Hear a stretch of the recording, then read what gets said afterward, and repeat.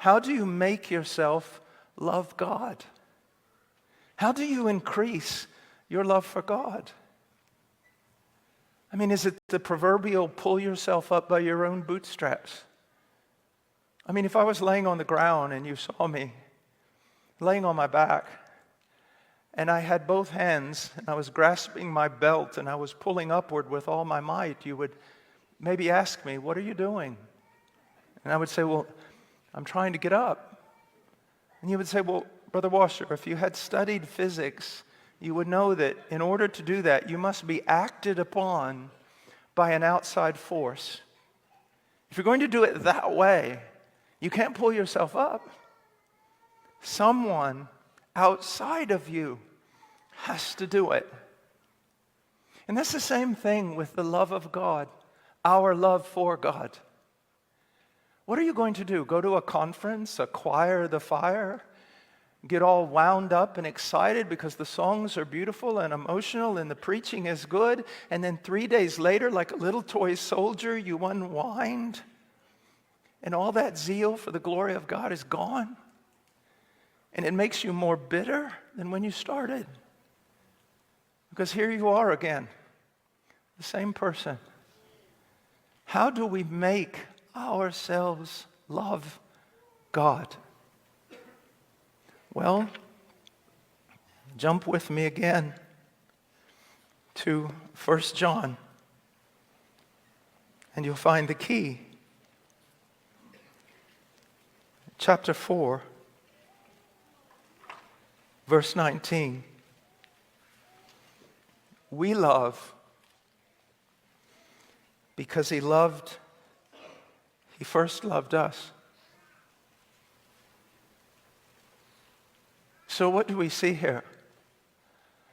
Our love is not self-generated, is what we see. So stop it. Stop trying to wind yourself up. It's not the way it works. We love Him because He first loved us.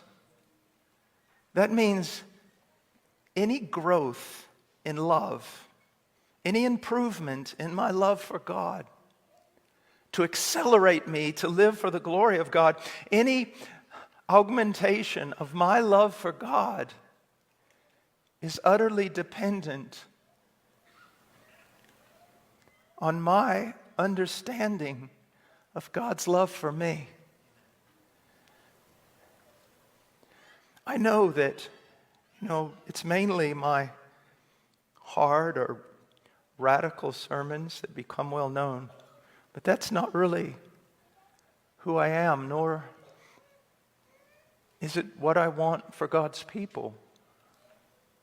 If I could give God's people one thing in all my ministry, if I could give God's people one thing in all my preaching,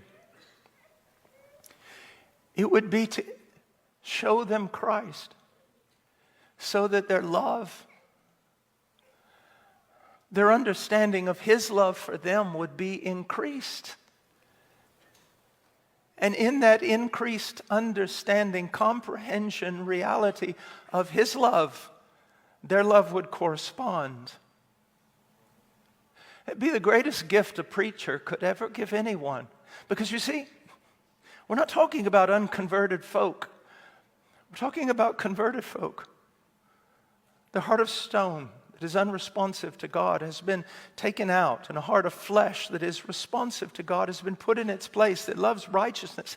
And that person, the more they understand how much God has loved them and does love them and will love them, the more they will love God, and that love will propel them to live for the glory of God. Do you see?